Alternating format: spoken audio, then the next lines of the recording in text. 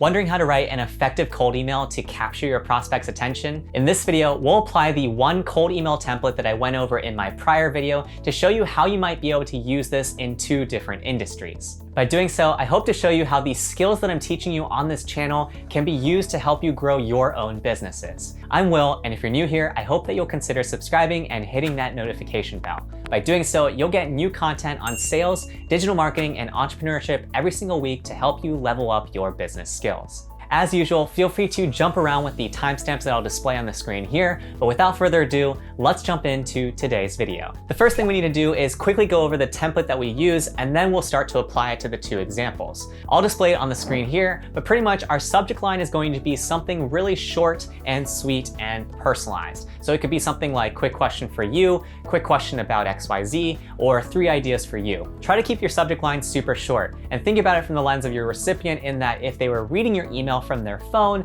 that they'd be able to read the entire subject line. After your subject line, you're gonna start your email. You're gonna say something along the lines of, hey name, personalized sentence. The important thing with this personalized sentence is that it is super clear that it is only being sent to that particular person that you are emailing. Once you've covered that base, start a new paragraph, and then you introduce yourself and your reason for outreach. The last 2 things is you have your clear call to action, and then you sign off with your name. It's really as simple as that in terms of the cold email template. So now that we've gone over the template, let's see how we might apply it to get some new clients. The first example of some services that we could pitch to some businesses are content marketing services for startups. So here I'm thinking that my ideal customer profile are startups that have recently raised some funding and they're looking to start to explore digital marketing, and this might be evident because they've posted some job listings for digital marketers. So if we were to think about where to go to find these sorts of companies, we'd probably go to a site like AngelList to look for companies that have listings for digital marketing or general marketing positions. From here, we'd want to open up some of these different job listings and see if the job listing describes the need for hiring the first marketer or an early stage team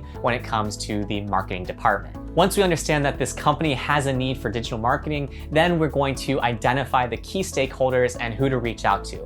This could be, for example, the CEO or the COO of this startup. Typically, with smaller organizations like these, it's super easy to locate the emails of these individuals. However, if you need to guess, it's typically some sort of combination of their first name and the domain of the company. From here, we're going to apply the template that we've come up with for our cold email. So let's jump onto the computer and go over what I came up with. For my subject line, I'm gonna send something along the lines of 3 ideas for you. And then for my body text, I'm gonna say something along the lines of, hey CEO, loved listening about your story of founding Monsters Inc. on the XYZ podcast. I can't believe the key event that helped you get funding was a conversation at a coffee shop.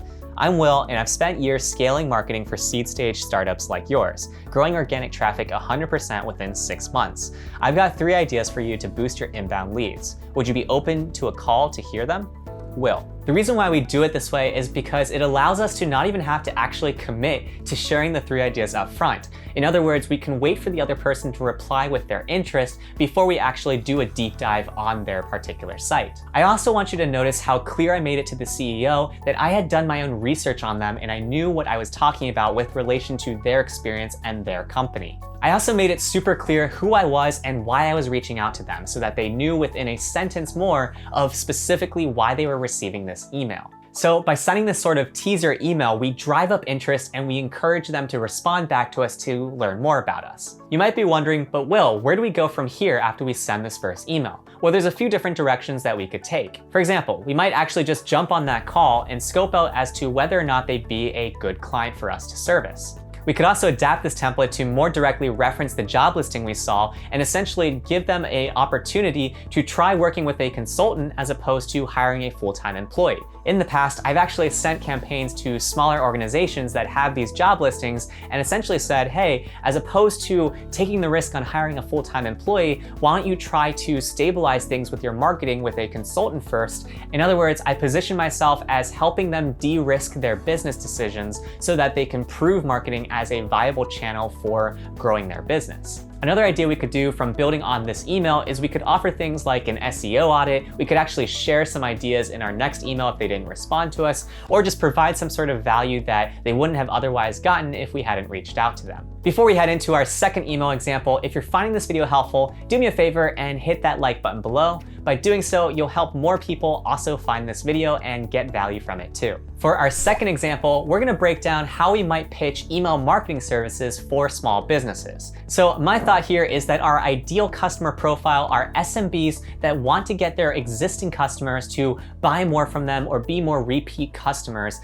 on an annual basis. The reason why this is important should be obvious. If a sushi shop, for example, can just get 15% of their patrons to visit their restaurant more often over the course of a month, then they'll generate more revenue. So just like last time, the first thing we need to think about is where we might find these sorts of contacts. Well, one of the easiest places to go for these sorts of SMB contacts is a tool called D7 Lead Finder. This tool scrapes a ton of different sources and directories to come up with the contact information for these SMB owners. From here, let's jump back into our computer and go over how we might use the cold email template to pitch ourselves to a sushi shop. So for this email, my subject line is going to be quick question for you.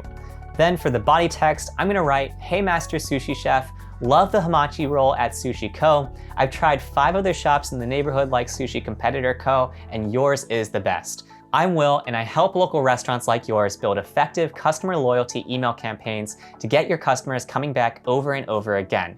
Recently, I helped Sushi Inc. drive an average $735 in additional sales each month through our emails.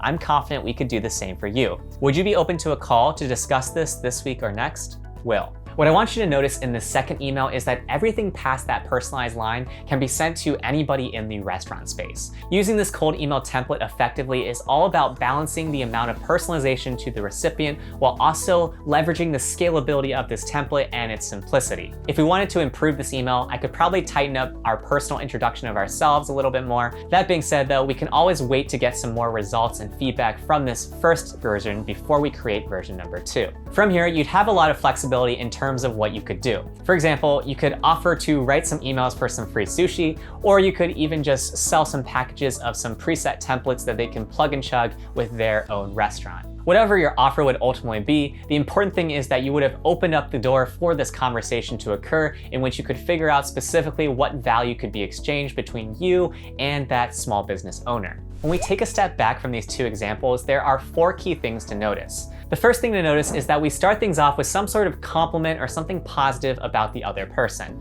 We all like receiving compliments, and so this helps us break the ice. The second thing to notice is that we always make it super clear why we're reaching out to the person and that we have something of value to them.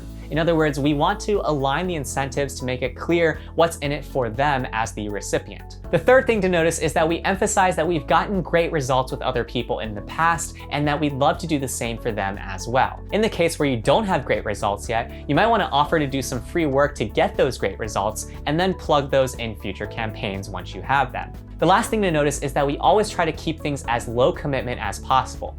People hate the idea of giving a big amount of commitment when they first meet somebody, and so by keeping it super low commitment and keeping things with a simple yes or no sort of answer, we make it easier for the person to engage with us.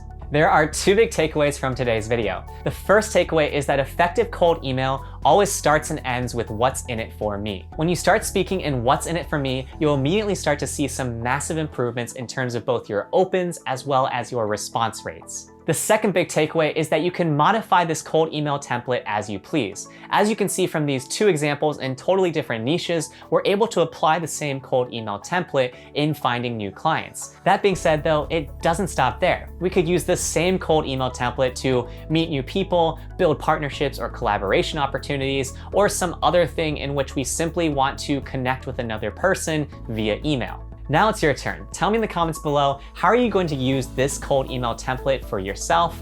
I always love hearing from you guys, and I try to read and respond to every single comment. If you found this video helpful and you haven't already, hit that like button below. By doing so, you'll help this video get shown to more people that will also benefit from it. And since you've made it so far into this video, I hope you'll consider subscribing if you haven't already and hitting that notification bell.